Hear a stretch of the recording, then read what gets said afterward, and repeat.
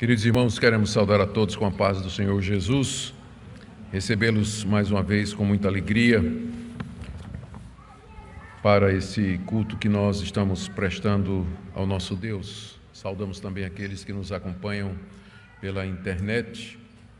A nossa oração é que Deus use esse culto na vida de cada pessoa aqui presente, também para que Ele receba toda a glória da qual Ele é digno. Eu queria convidá-los a abrir a palavra de Deus no livro do profeta Amós.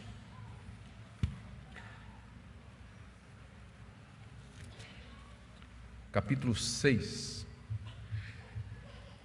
E nós vamos do verso 1 até o verso 7, dando continuidade à nossa série de mensagens nesse livro. Nós já passamos da metade do livro. O livro tem 9 capítulos e nós estamos começando o 6º. Então eu creio que até o final do ano a gente deve terminar o livro do profeta Amós. E nós vamos fazer a leitura então. Amós capítulo 6, de 1 a 7. Ai dos que andam à vontade em Sião, dos que vivem sem receio no monte de Samaria, homens notáveis da principal das nações, aos quais vem a casa de Israel. Passai a Calné e vede, e dali ide a grande Amate, depois descei a Gate dos filisteus. Sois melhores que estes reinos? Ou será maior o seu território do que o vosso território?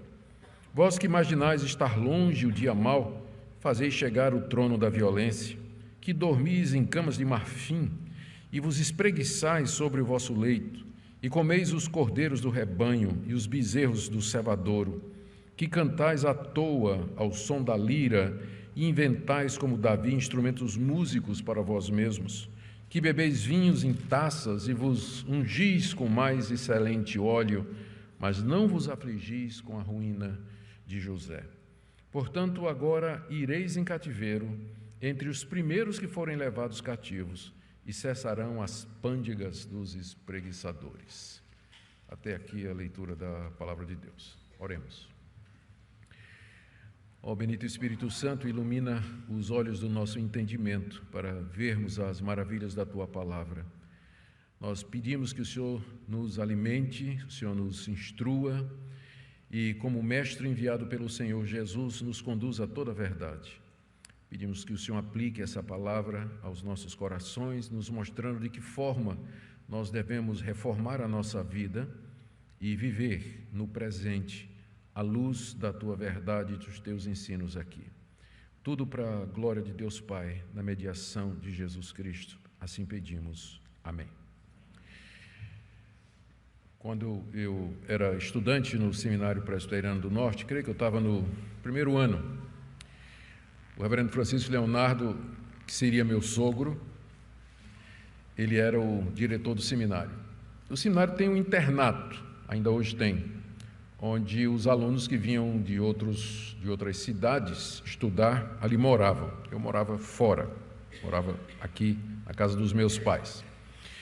E um dia eu cheguei no seminário e a notícia que eu ouvi, a história que me contaram foi a seguinte: os alunos acordaram cedo, foram para o refeitório para tomar o café da manhã.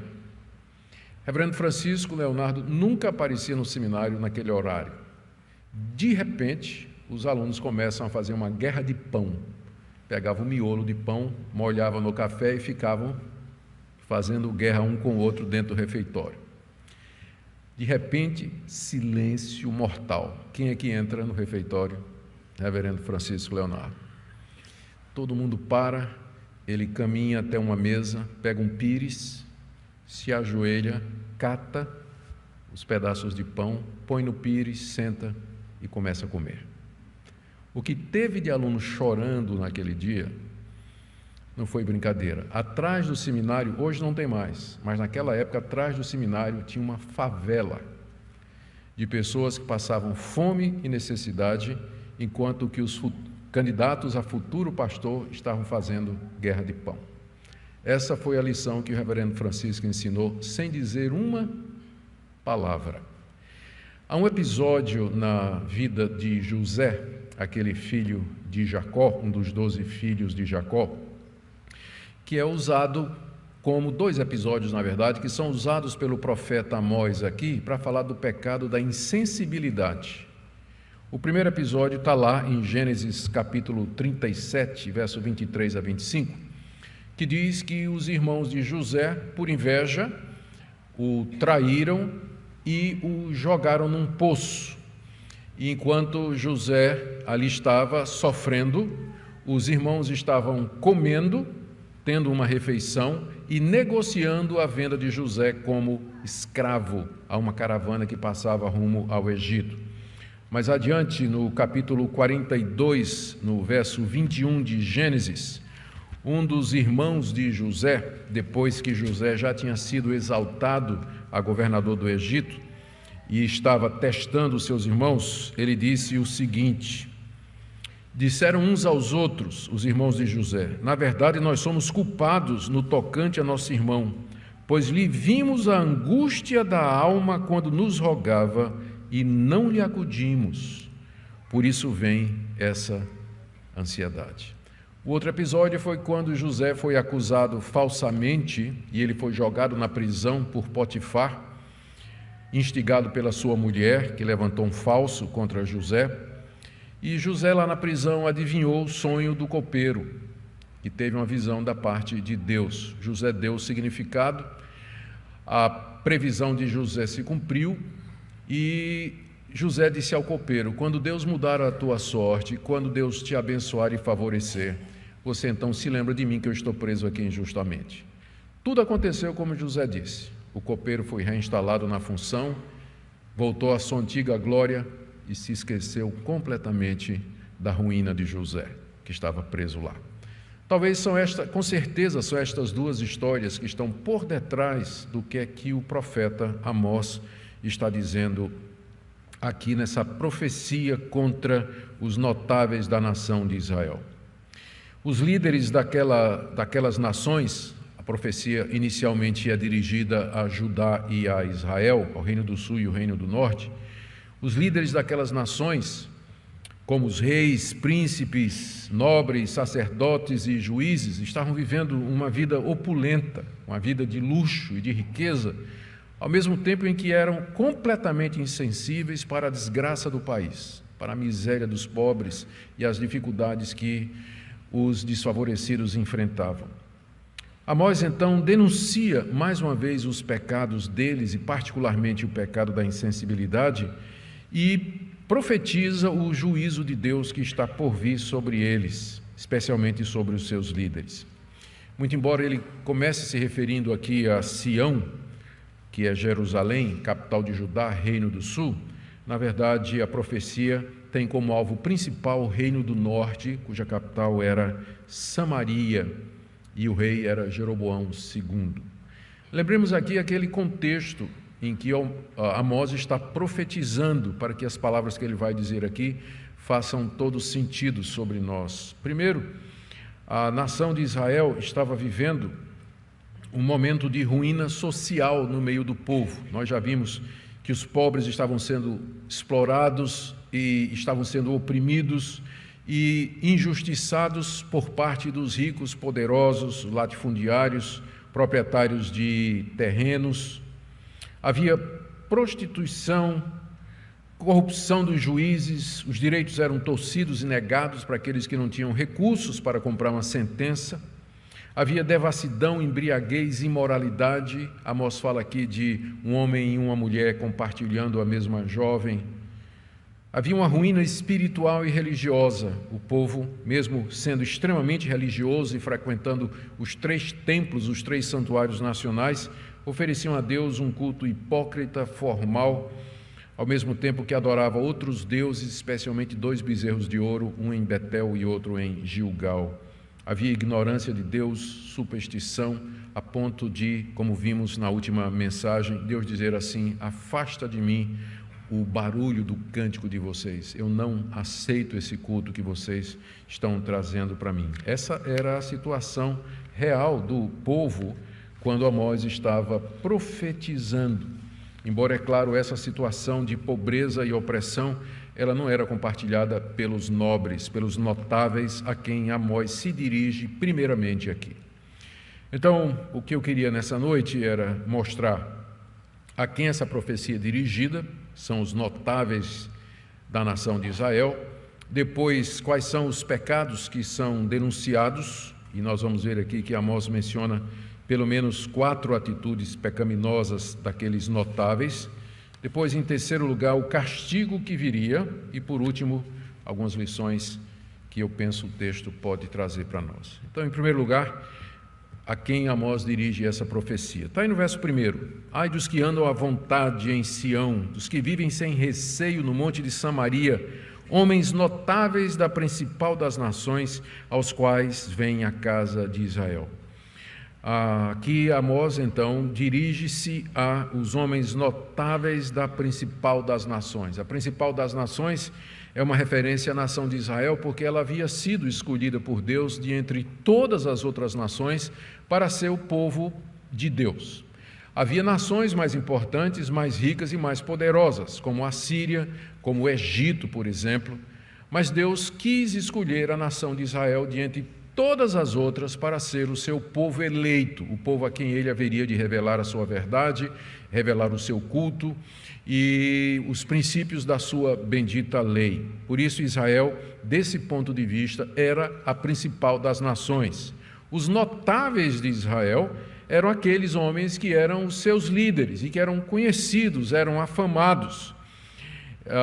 E eram o rei Jeroboão II, que tinha levado a nação de Israel a um período de grande prosperidade militar e financeira, os príncipes da sua família, em seguida os nobres que frequentavam o palácio, e aí vinham os juízes, os sacerdotes, todos aqueles que tinham uma posição de autoridade na nação. Amós diz aqui que era a estes, final do verso 1, são notáveis aos quais vem a casa de Israel. O povo humilde vinha até a presença desses notáveis para pedir justiça, pedir ajuda financeira, pedir socorro, pedir conselho, pedir orientação. Então é para essas pessoas que Amós dirige primariamente essa palavra.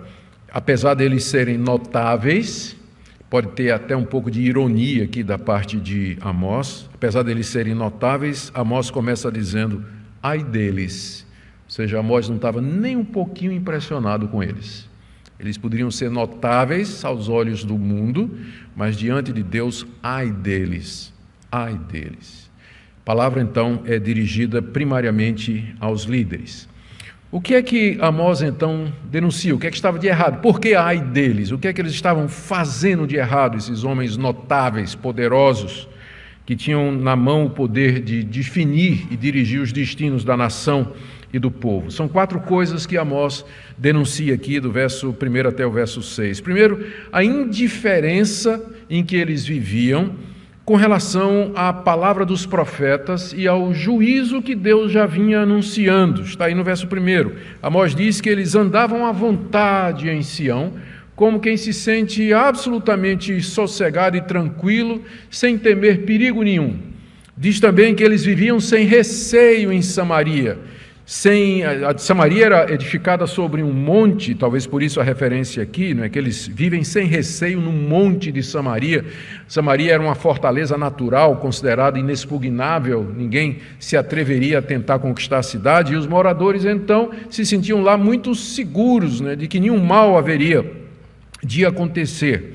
Esse pessoal tinha uma vida boa e sossegada, andavam à vontade, viviam sem medo de que algo ruim tivesse de acontecer, e nós já vimos antes que a razão para isso era, em primeiro lugar, exatamente eles terem consciência de que eram o povo escolhido de Deus. Eles sabiam disso, que Deus os havia escolhido de entre as nações para os abençoar e para dar a eles um tratamento privilegiado, acima de todas as outras nações. Então, numa conclusão errada do favor de Deus, eles pensavam que não importa o que eles fizessem, no fim tudo ia dar certo para eles e mal nenhum aconteceria. A segunda razão é que eles tinham templos, pelo menos 3 santuários, onde eles iam adorar a Deus. E na época das festas religiosas de Israel, eram 3 festas anuais, esses templos se enchiam, com pessoas trazendo ofertas, trazendo sacrifícios, ofertando os dízimos que eram trazidos à abundância e generosamente. Então, por que Deus haveria de fazer alguma coisa, ou Deus haveria de fazer com que o mal nos viesse se nós o servimos e o servimos generosamente? Além disso, eles estavam bem financeiramente, pelo menos a classe alta. Vocês têm que lembrar que naquela época não tinha classe média. Tinham os ricos, que tinham tudo, e os pobres, que não tinham nada. A classe média é um acontecimento da história ocidental recente. Mas no Antigo Oriente, tinha os que tinham tudo e os que não tinham nada. Então, os que não tinham nada estavam padecendo necessidade, passando por aflições, sendo injustiçados, processados, e os que tinham tudo, então, se sentiam privilegiados e achavam que era sinal de que Deus estava ao lado deles, já que eles tinham do bom e do melhor, sem olhar para o que estava acontecendo no meio do povo. E, além disso, também havia a prosperidade militar. Jeroboão II era um hábil estrategista, tinha tido vitórias significativas contra algumas nações ao redor de Israel, e será que isso não provava que Deus estava com eles? Por isso que eles andavam à vontade em Sião, andavam sem receio no Monte de Samaria, esses homens notáveis, porque eles não viam razão nenhuma para estar alarmado. Apesar de que no meio do povo havia imoralidade, havia idolatria, desobediência a Deus, havia um culto sincrético que aborrecia a Deus. Deus, na verdade, disse que odiava esse tipo de coisa que estava sendo feito. Contudo, a cegueira do coração, a prosperidade, o materialismo, tudo isso impedia que aquele povo, os nobres daquele povo, tivesse um diagnóstico correto da situação. Eles não estavam avaliando a situação da perspectiva correta. Como também hoje muita gente confunde o favor de Deus com bênçãos materiais, com vitórias na vida financeira, vitórias na vida profissional, porque estão com saúde, e as pessoas confundem isso com o favor de Deus, achando que são provas incontestes de que nenhum mal vai acontecer e que está tudo bem entre elas e Deus. Deus tinha mandado, que a gente sabe, Elias, Eliseu, Joel, Jonas e agora Amós, para advertir a nação de Israel a respeito dos seus pecados. O resultado, entretanto, foi absolutamente zero. A nação de Israel não caiu em si, não se arrependeu e não mudou de vida. Então, o primeiro pecado era exatamente esse, indiferença para com os juízos de Deus advertidos pelos profetas. Segundo, a falta de discernimento do que estava acontecendo ao redor deles no cenário mundial, versos 2 e 3. Aqui nessa passagem, o profeta Amós alerta os israelitas para o que aconteceu com 3 cidades que eram mais importantes e mais poderosas do que elas, do que Damasco e do que Jerusalém. Ele diz no verso 2, passe a Calné e veja. Ele está dizendo assim, vá lá na cidade de Calné e veja o que aconteceu com ela. É claro que Amós não está esperando que os israelitas subissem sobre seus camelos e fizessem uma viagem até Calné, mas é figurativo, é como dissesse assim, vocês lembram do que aconteceu com Calné? Calné era uma cidade que ficava na margem do rio Tigre, que era irmão do rio Eufrates, lá na Mesopotâmia, ao norte, e era a capital do reino dos Neoititas. Mas aquela cidade havia sido subjugada pela Assíria e recentemente pelo próprio rei Jeroboão II, que tinha tido vitória militar contra ela. Mas era uma cidade muito mais forte e poderosa do que Damasco, aliás, do que Samaria e do que a própria Jerusalém, mas ela caiu. Ela caiu apesar de toda a sua segurança. A mesma coisa com a cidade de Amate, verso 2. Vede, e dali, ide a grande Amate. Depois de passar lá em Calné e ver o que aconteceu lá, continua mais um pouquinho e vai lá para a cidade de Amate. Amate ficava também ao norte, perto do rio Orontes, e também tinha sido subjugada pela Assíria, e também os próprios judeus tinham tido vitória militar contra ela. Como Amós diz aqui, era uma grande cidade. Vão lá na grande Amate e vejam o que aconteceu com ela. E aí ele diz, e aproveita, e dá uma chegadinha ao sul agora. na cidade de Gate dos filisteus. Gate era uma das 5 principais cidades dos filisteus, 4 delas são mencionadas aqui no capítulo 1 de Amós. Quando nós começamos a pregar, então nós lembramos que um dos alvos de Amós é exatamente a Filístia, e ele enumera 4 cidades dos filisteus, só faltava uma que era Gate, que é mencionada aqui. Amós diz: passa lá para Gate, a grande cidade dos filisteus, e veja o que aconteceu com ela. O próprio rei Uzias, que era rei de Judá, recentemente tinha conquistado a cidade de Gate. O ponto de Amós se resume nessas 2 perguntas que ele faz no final. Sois melhores do que estes reinos? Vocês são melhores do que esses reinos? Vocês têm mais poderio militar? Vocês têm mais resistência? Estão mais bem protegidos do que esses reinos? A resposta é não. Mesmo assim, aquelas cidades foram abatidas, elas foram subjugadas, elas foram conquistadas. Segunda pergunta, final do verso 2: será maior o território deles do que o vosso território? Resposta: sim, era maior, mas mesmo assim foram conquistados. Então imagine vocês. Esse é o ponto de Amós. Imagine vocês. Então esse era o segundo pecado, por assim dizer, não ser capaz de olhar ao redor, ver a mão de Deus no cenário mundial, olhar para si e dizer: se aconteceu com eles, pode acontecer comigo. O sábio vê o mal e se esconde, mas o tolo passa adiante e sofre a pena, diz o livro de Provérbios.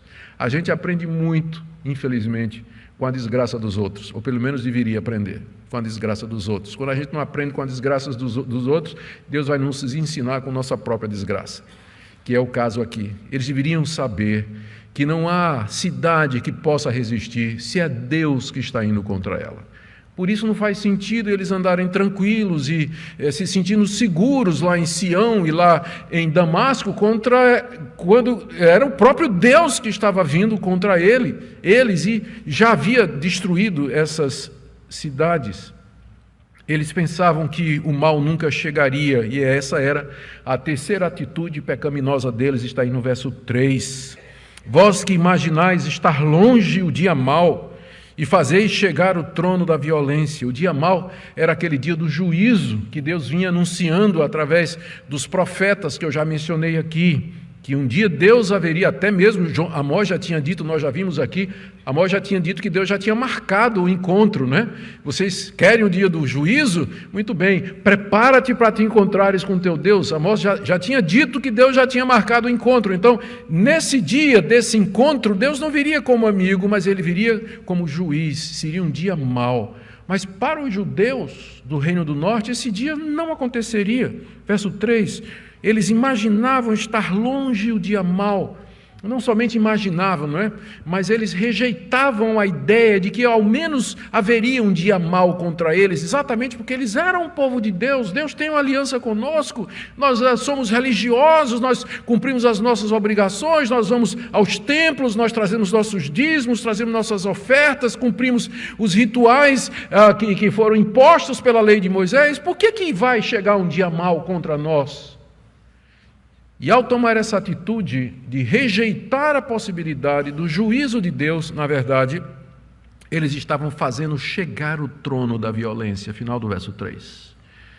Ou seja, vocês estão, na verdade, apressando a chegada do rei da Síria, cujo trono foi construído na base de violência. Vocês que estão dizendo, nunca vai chegar o dia mau, essa atitude, na verdade, está atraindo o trono da violência contra vocês. A referência é o rei da Síria.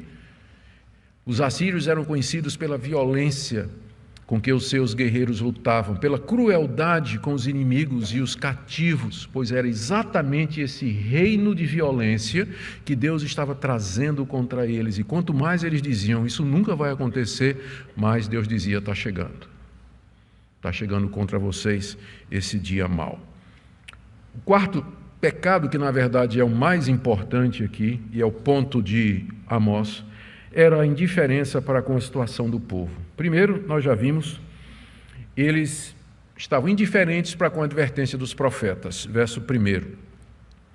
Segundo, eles não estavam vendo o cenário mundial e olhando para si, e percebendo que a atitude deles era incompatível com o que Deus estava fazendo. Eles não perceberam a queda de Calné, de Amate e de Gade. Terceiro, eles imaginavam que o dia do juízo estava longe. Deus nunca haveria de julgá-los pelos seus pecados, quando, na verdade, isso só trazia o juízo mais para perto. Mas aí, em quarto lugar, ao mesmo tempo em que eles desfrutavam de toda aquela opulência, eles eram completamente indiferentes para com a situação do povo. Aqui nos versos de 4 a 6, Amós descreve a vida de luxo, indolência e prazeres daqueles homens notáveis e suas mulheres que Amós carinhosamente apelidou de vacas de Bazã em 2 capítulos atrás. A opulência e a riqueza daquele povo é descrita da seguinte maneira. Notemos que não existe mal em si e nós desfrutarmos das bênçãos de Deus. Se Deus lhe abençoou com riqueza e com prosperidade, coma do bom e do melhor. E dê graças a Deus, aproveite, compre o melhor carro, a melhor casa, vá passar férias onde você puder, aproveite os privilégios, as bênçãos que Deus lhe deu. Não é pecado ser rico e não é pecado usar as riquezas e ter prazer nelas. O problema é quando você faz isso e é completamente indiferente para com a realidade da pobreza, da opressão e da necessidade de pessoas que estão ao seu redor, perto de você, e que você poderia abençoar e ajudar e consolar e confortar e aliviar o sofrimento com alguma oferta generosa ou com alguma ajuda generosa. Então, o problema aqui não é que eles eram ricos, os homens notáveis. O problema é que eles eram indiferentes. Esse é que era o problema. Amós começa descrevendo, então, a vida daquele povo com gastos excessivos, com supérfluo, luxo, vaidade, prazeres, quando muitos em Israel padeciam de fome. Começando aí no verso 4, quando Amós diz assim: vocês que dormem em cama de marfim. O marfim era um material caríssimo naquela época. Os ricos mandavam fazer enfeites de marfim para a cama. Quando pobre, ele dormia enrolado na sua capa para se proteger do frio durante a noite. E os caras lá tendo cama de marfim. Cama de marfim não estava nem aí para a situação dos pobres de Israel. Diz aí também no verso 4 que eles se espreguiçavam sobre o leito, né? Provavelmente está descrevendo aqui a ressaca. Acordava de manhã de ressaca, né? A noitada foi muito boa, a cachaça foi muita, a festa foi legal demais, estava lá se espreguiçando sobre os leitos, enquanto os pobres, coitados trabalhadores, estavam lá sem café da manhã, trabalhando nos seus campos por um salário extorsivo. No verso 4 ainda, diz aqui Amós, que eles comiam os cordeiros do rebanho e os bezerros do cevadouro. Não há mal nenhum nisso, só que tem que lembrar que os pobres de Israel só comiam carne 3 vezes ao ano. Pentecoste, Páscoa e Tabernáculo, quando eles vinham para o templo oferecer a Deus o melhor do seu rebanho, e ali então eles comiam no templo, na presença de Deus, com a sua família, carne. Churrasco era 3 vezes ao ano, mas esses notáveis era churrasco todo dia, e eles pegavam, não é que é errado, entende? Mas tem que ver José, que não tem que estar comendo farinha com sardinha de lata, enquanto você está ali se esbaldando e você não dá a mínima para isso, você não está nem aí para esse tipo de coisa, Depois, Amós menciona aqui no verso 5, a criatividade musical desse pessoal, até fazendo uma paródia do rei Davi. Davi criou instrumentos de música para louvar a Deus, mas esse pessoal estava inventando instrumento de música para alegrar as baladas e as festas e as churrascadas que eles davam. Aí no verso 5, cantais à toa, viviam à toa e cantavam à toa, ao som da lira, e inventais como Davi instrumentos musicais para vós mesmos. Como eu disse, inventar instrumentos de música, não tem mal nenhum nisso. O problema é quando isso era feito para embalar e dar o fundo musical de uma vida voltada para o prazer, para o materialismo e para o consumo, ao mesmo tempo que não se ouvia o choro do pobre, mas o som da lira. E agora no verso 6, ele diz: vocês bebem vinho em taças, só que a palavra que é usada para taça aqui Na verdade, devia ter a palavra para copo aqui. A palavra taça significa uma taça grande, onde o vinho primeiro era misturado e de lá derramado no copo, que era então servido. Esse pessoal não esperava nem isso, eles já iam lá no garrafão, né? Já iam lá nas taças enormes e bebiam nessas taças caras, na prataria caríssima, sem ter qualquer preocupação com a situação do pobre. E diz também: vos ungis com mais excelente óleo. Só aquele óleo de grife, aquele óleo perfumado, não é? Que servia terapeuticamente para embelezar e para o cheiro. Você sabe que o oriental praticamente não tomava banho naquela época, né? Então fedia mesmo. Então os caras compravam ali litros de óleo perfumado para esconder a suvaqueira e outros cheiros desse tipo de coisa, né? O cheiro de vômito, né? da ressaca das festas. Estava lá, gastavam rios de dinheiro com esse tipo de coisa. Como eu disse, em si, não seria problema se não fosse a última parte do verso 6. Mas não vos afligis com a ruína de José.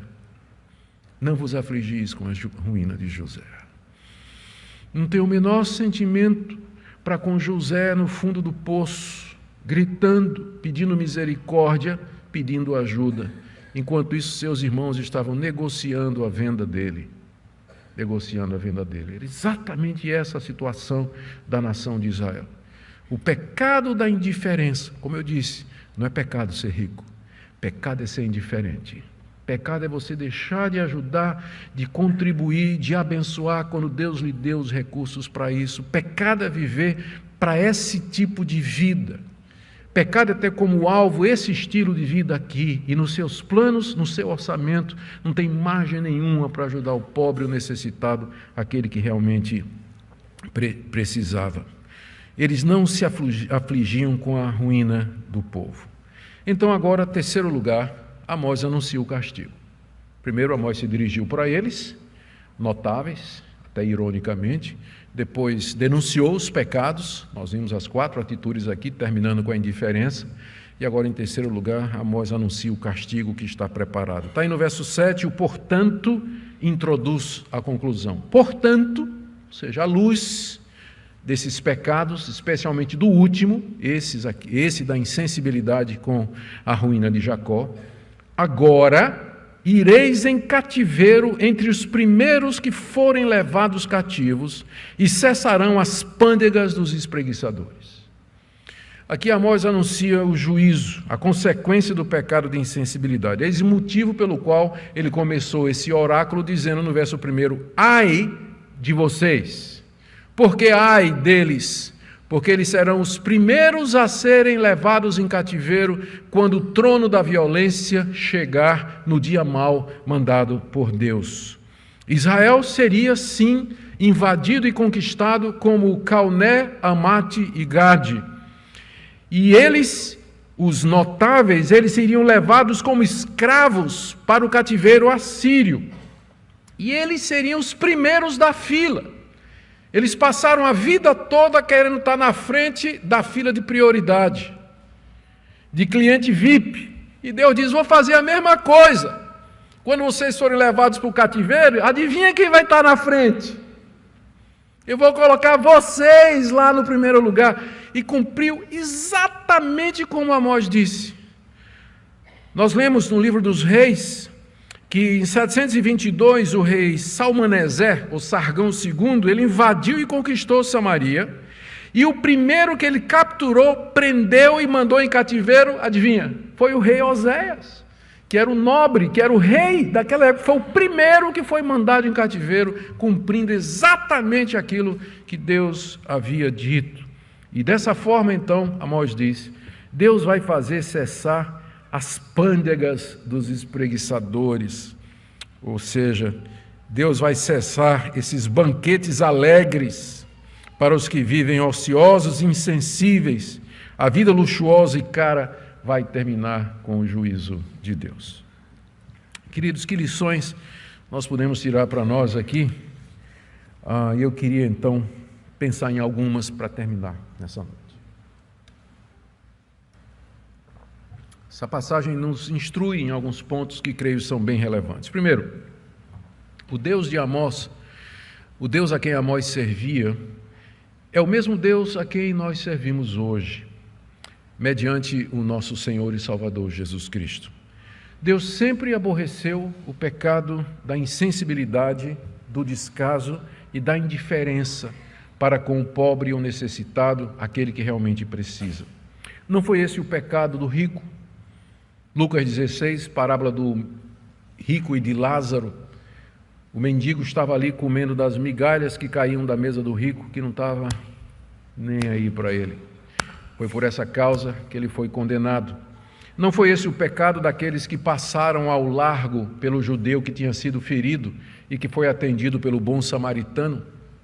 E não é esse o pecado que vai condenar muitos no dia do juízo? Mateus 25, Jesus diz: apartai-vos de mim, malditos, para o fogo eterno, porque tive fome, não me deste de comer. Estava doente, não fostes visitar-me. Estava preso e não fostes até a cadeia. Precisava de ti e você nunca apareceu. Esse é o pecado que, de acordo com Jesus, no dia do juízo, Deus vai imputar aos ímpios, que é o descaso, a indiferença e a insensibilidade para com as pessoas ao seu redor.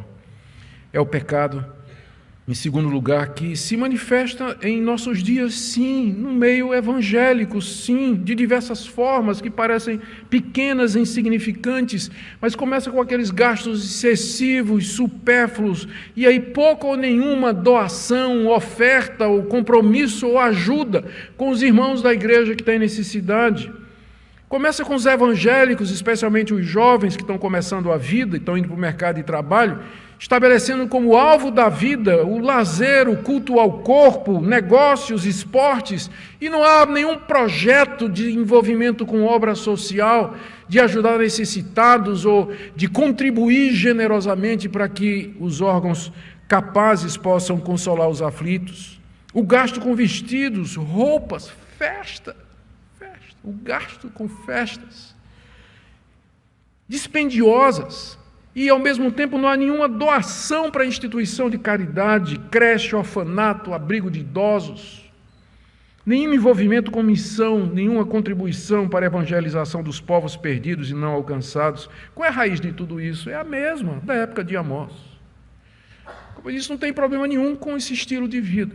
O problema é quando isso é feito sem qualquer sensibilidade para com a realidade do mundo caído em que nós estamos inseridos. Às vezes os evangélicos, especialmente de classe média, eles vivem numa bolha.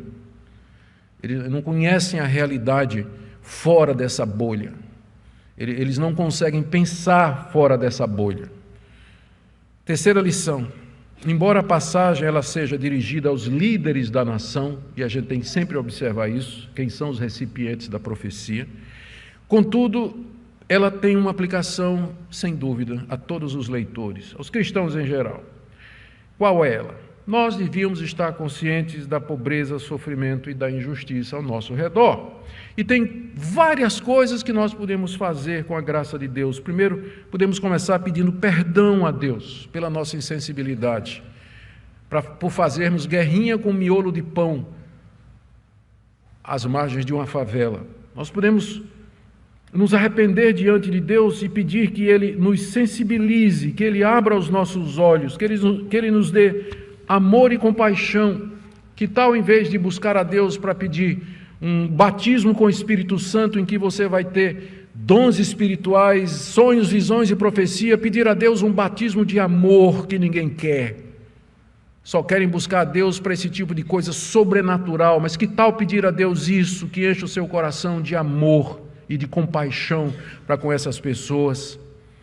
Saia da bolha, conheça e visite pessoas que são realmente pobres, doentes e necessitados. Gaste menos com supérfluo, planeje visitar hospitais do câncer de preferência, abrigos, orfanatos, se der, vá a favelas e bairros pobres, saia da bolha, veja a realidade ao nosso redor. Contribua financeiramente, generosamente, consistentemente, para que os órgãos que são capazes, estão preparados para isso, possam ajudar. Às vezes é difícil individualmente você fazer o bem, porque você não sabe avaliar qual a real necessidade daquela pessoa pobre. Que às vezes, em vez de um peixe, ela precisa ganhar uma vara e um anzol para aprender a pescar. junta diaconal da igreja, ela existe exatamente para isso, para avaliar a necessidade e então dar à pessoa o que ela realmente precisa. Por isso que nós insistimos que a sua contribuição ela seja na igreja, voltada para a junta diaconal, que ela conhece os pobres, conhece os necessitados da igreja e de outras igrejas também, e pode investir, abençoar e ajudar, inclusive em projetos sociais. Eu quero também aqui dar uma palavra, em quarto lugar, a José. Quero dar uma palavrinha a José. José aqui são os sofredores, são os abandonados. Meu querido José, Deus está vendo o seu sofrimento. Deus está vendo o seu sofrimento. Ele se importa, ao contrário de muitas pessoas ao seu redor que parecem não dar a mínima para o que está acontecendo com você. Lembre que depois de sofrer, José foi exaltado por Deus porque ele foi fiel. Por isso não deixe o rancor e o ressentimento entrar no seu coração, porque é fácil você ter no meio da igreja evangélica gente ressentida. Encontro aos montões de gente dizendo assim, eu estava passando necessidade, eu estava sofrendo, não recebi uma visita, ninguém me ligou, ninguém se interessou por mim nem pela minha situação. Mas não deixe o rancor e o ressentimento entrar no seu coração. Confie no Senhor, aguarde nele, ore por essas pessoas e lembre que no tempo de Deus ele agiu. E por último, queridos, última aplicação. Vamos dar graças a Deus por nosso Senhor e Salvador Jesus Cristo. José não é tipo de Cristo, ele não é um tipo, uma figura de Cristo, mas a história de José é muito parecida com a de Cristo, não é verdade? Eu diria, a história de Cristo é parecida com a de José. Semelhança de José, ele foi traído pelos irmãos, ele foi vendido, se tornou escravo e foi preso injustamente. Mas depois Deus o exaltou e o fez soberano sobre todas as nações, e através dele salvou o seu povo, o mesmo povo que o traiu. Esse é o nosso Salvador. Ele é o nosso José. Ele é aquele que sofreu a indiferença dos homens, a acusação dos homens, para depois ser exaltado por Deus, para ser um Salvador que entende você, que sabe o que é sofrer, que passou pela indiferença, pela injustiça e pelo abandono, e que nessa noite pode socorrer você, trazendo conforto, trazendo consolo, trazendo refúgio, especialmente esperança. E que Deus está vendo, Deus está ouvindo, e que no tempo dele, ele haverá de abençoar a sua vida.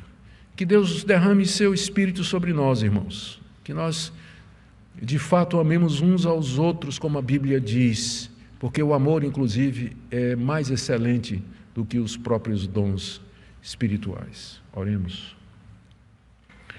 Ó Deus, nós queremos pedir que o Senhor abra os nossos olhos para ver a realidade do mundo. Te agradecemos pelas muitas bênçãos, não queremos ser ingratos. Te agradecemos não só pelas bênçãos, mas pela capacidade de usufruir delas. E nós te agradecemos por aqueles irmãos que são generosos, a quem o Senhor abençoou com recursos e que não se furtaram e não se furtam a contribuir generosamente na proporção em que têm recebido. Mas nós queremos nessa noite orar por aqueles que, mesmo que têm recebido tanta coisa do Senhor, não contemplam a necessidade de José e não contribuem, não ofertam generosamente, constantemente, consistentemente para o alívio dessas pessoas. Oramos também por aqueles que estão sofrendo, passando necessidade, que o Senhor queira confortar, que o Senhor queira consolar.